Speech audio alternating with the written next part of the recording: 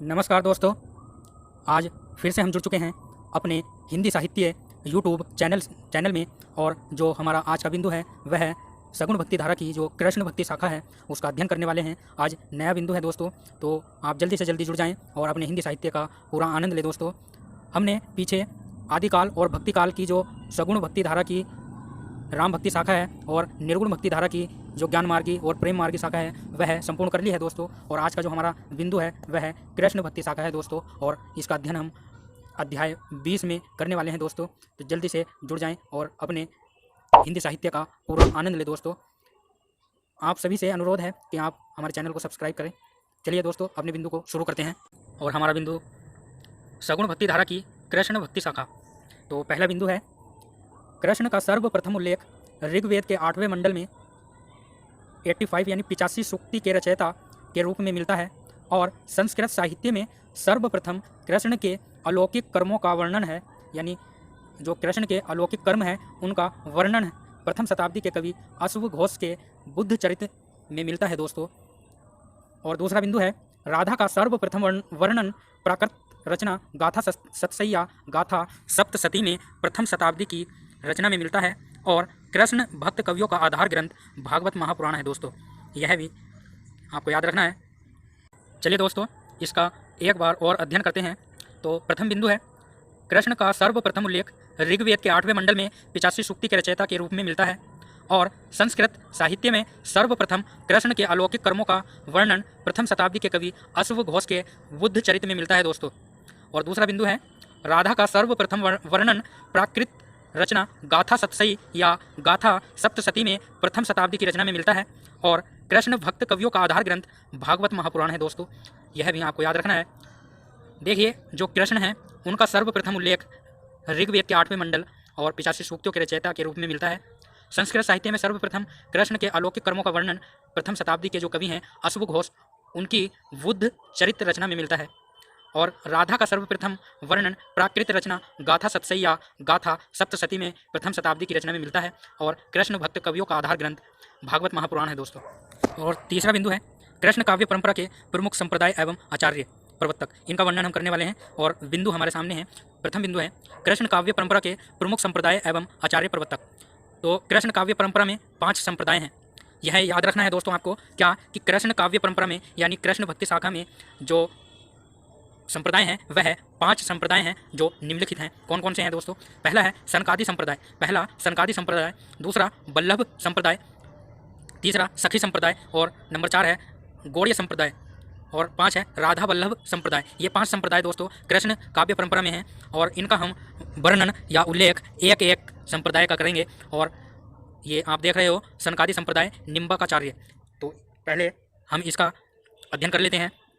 तो देखिए, निम्बार्काचार्य का जन्म 1114 ईस्वी में निम्बापुर में हुआ था। इन्होंने सनकादि संप्रदाय की स्थापना की, यानी निम्बार्काचार्य का जन्म 1114 ईस्वी में निम्बापुर में हुआ था। इन्होंने सनकादि संप्रदाय की स्थापना की और इनका दार्शनिक मत द्वैतवाद था। इनके गुरु नारद मुनि थे दोस्तों, यह आपको याद रखना है। तो इसका वर्णन एक बार और कर लेते हैं क्या कि कृष्ण काव्य परंपरा में 5 संप्रदाय हैं जो निम्नलिखित हैं। कौन कौन से हैं? पहला है सनकादि संप्रदाय, नंबर दूसरा है वल्लभ संप्रदाय, नंबर 3 है सखी संप्रदाय, नंबर 4 है गौड़ीय संप्रदाय, और नंबर 5 है दोस्तों राधा वल्लभ संप्रदाय। ये 5 संप्रदाय हैं और इनका वर्णन हम एक एक करके करेंगे। और जो पहला संप्रदाय है सनकादि संप्रदाय, उसकी चर्चा हम कर लेते हैं। तो सनकादि संप्रदाय के जो प्रवर्तक हैं वह निम्बाकाचार्य हैं दोस्तों। जो निम्बाकाचार्य हैं उन्होंने सनकादि संप्रदाय की स्थापना की थी, तो इनके बारे में चर्चा करेंगे। तो निम्बाकाचार्य का जन्म 1114 ईस्वी में निम्बापुर में हुआ था। इन्होंने सनकादि संप्रदाय की स्थापना की और इनका दार्शनिक मत द्वैतवाद था और इनके गुरु नारद मुनि थे दोस्तों। चलिए अगले बिंदु की ओर चर्चा करते हैं। चलिए दोस्तों, अगले बिंदु की ओर चलते हैं और देखते हैं।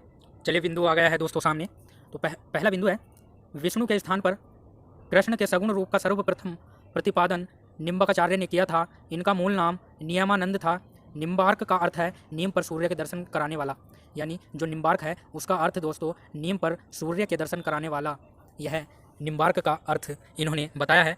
और निम्बार्क को भगवान कृष्ण के सुदर्शन चक्र का अवतार कहा जाता है। निम्बार्क में राधा के स्वीकृत रूप का वर्णन है, यानी जो निम्बार्क संप्रदाय है या सनकादि संप्रदाय है उसमें राधा के स्वेकीय रूप का विधान है दोस्तों। फिर अगला बिंदु है निम्बार्काचार्य के 4 शिष्य थे।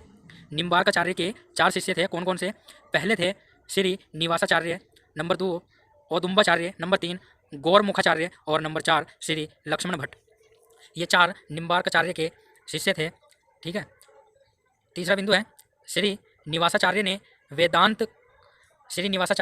वेदांत कौस्तुभ ग्रंथ की रचना की थी दोस्तों।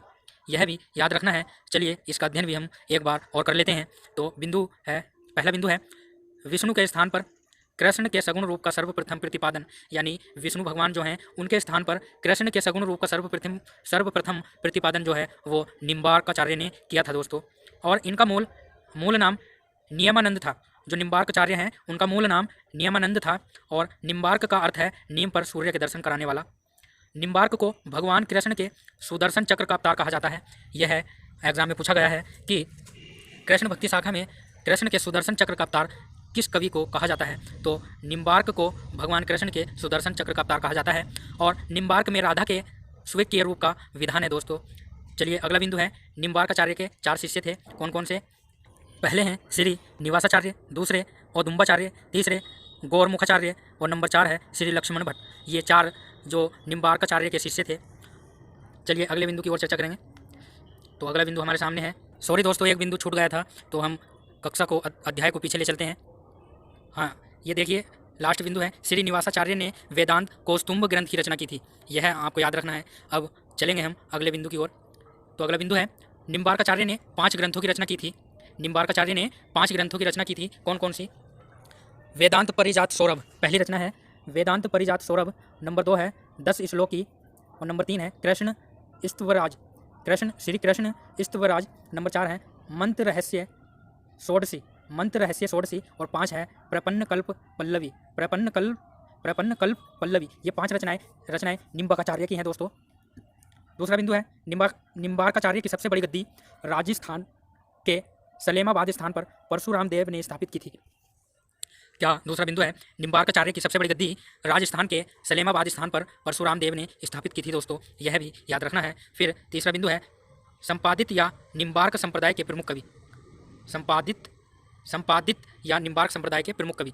दोस्तों अब हम प्रमुख कवियों के बारे में चर्चा करेंगे, किंतु उससे पहले हम एक बार और इसका अध्ययन कर लेते हैं। तो पहला बिंदु है निम्बार्काचार्य ने 5 ग्रंथों की रचना की थी। पहला है वेदांत परिजात सौरभ, नंबर 2 10 श्लोकी, नंबर 3 श्री कृष्ण स्तवराज और नंबर 4 है मंत्र रहस्य षोडशी और नंबर 5 है प्रपन्न कल्प पल्लवी। ये 5 जो रचनाएं हैं वह निम्बार्काचार्य की हैं। और दूसरा बिंदु है निम्बार्काचार्य की सबसे बड़ी गद्दी राजस्थान के सलेमाबाद स्थान पर परशुराम देव ने स्थापित की थी। यह आपको याद रखना है। फिर है संपादित या निम्बार्क संप्रदाय के प्रमुख कवि। दोस्तों अब हम संपादित या निम्बार्क संप्रदाय के जो प्रमुख कवि हैं उनके बारे में चर्चा करेंगे दोस्तों। तो चलिए अगले बिंदु की ओर चलते हैं और देखते हैं कि अगला बिंदु क्या है दोस्तों। चलिए अगले बिंदु की ओर। अगला बिंदु है हमारा दोस्तों श्री भट्ट जो हैं वो कृष्ण भक्ति शाखा के प्रमुख कवि भी माने जाते हैं। तो श्री भट्ट के बारे में चर्चा करेंगे। तो पहला बिंदु है श्री भट्ट जी का जन्म मथुरा में ध्रुव टीला स्थान पर सन 1538 ईस्वी में हुआ था। इनके गुरु केशव कश्मीरी थे। श्री भट्ट को निम्बार्क संप्रदाय में हितु सखी का अवतार माना जाता है। यानी जो श्री भट्ट हैं उनको निम्बार्क संप्रदाय में या सखी संप्रदाय में हेतु सखी का अवतार माना जाता था। इन्होंने 2 ग्रंथों की रचना की थी दोस्तों। वह कौन कौन से हैं? युगल शतक और आदिवनी। ये दो ग्रंथ श्री भट्ट ने लिखे थे। तो पहले ग्रंथ को देखेंगे युगल शतक। इसमें 100 पद हैं, प्रत्येक पद के बाद एक दोहा दिया है दोस्तों। ये जो युगल शतक है इसमें 100 पद हैं और प्रत्येक पद के बाद एक दोहा आता है।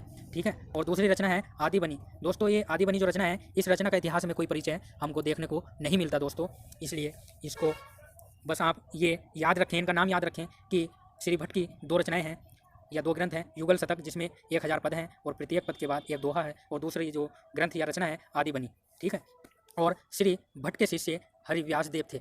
जो श्री भट्ट थे उनके जो शिष्य थे वह हरिव्यास जी थे, यानी हरिव्यास देव थे इनके जो शिष्य थे श्री भट्ट के, हरिव्यास देव।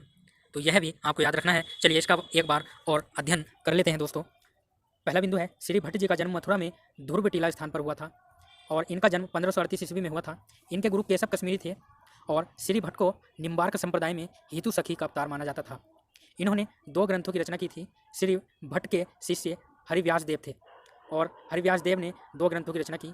पहली है युगल शतक, जिसमें 1000 पद हैं, प्रत्येक पद के बाद एक दोहा दिया हुआ है दोस्तों। दूसरी है आदिवाणी, और जिसका इतिहास में कोई परिचय या वर्णन हमको देखने को नहीं मिलता, तो इसलिए इसका नाम ही याद रखेंगे। तो चलिए अगले बिंदु की ओर चर्चा करते हैं और देखते हैं अगला बिंदु कौन सा है दोस्तों एक बात और आपको मैं बताना चाहता हूँ कि आप हमारे चैनल से जुड़ें, या आपको जहाँ भी हिंदी साहित्य का अध्ययन करवाया जाए, आपको जहाँ भी अच्छा लगे आप वहाँ अध्ययन कर सकते हैं दोस्तों।